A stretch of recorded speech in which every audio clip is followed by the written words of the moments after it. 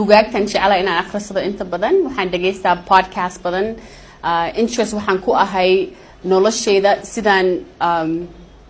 u horumariyo waxaan ka wadaa maaha lacag iyo waxaas waxaan ka wadaa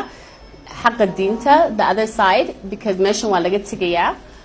wax badan baan jecelahay berigii hore inaan wareysi dad badan ka qaado ba markaa diinta iyo wax badan fahamtid noloshaada dhan baa isbedelaya so hadda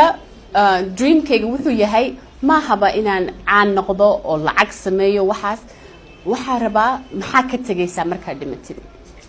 maxaa dadka ku xusuusanayaan and insha Allah hadday dadka ugu xusuustaan waxaan ahaa qof dadka Soomaaliyeed iska jecel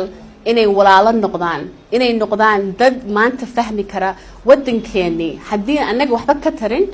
yaa waxna taraya hadda laba wiil baan korinayaa af Soomaali kuma hadlaan anigiiba haddii mar dhaweyd baan af Soomaali si fiican sii baranayaa haddaba maxaa soo socda next generationka kale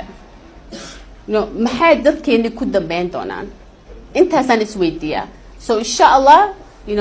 YouTube-ka marka Google la geliyo Soomaaliya Somali people haddii wax wanaag soo baxaan inta igu xusuusta intaas oranaya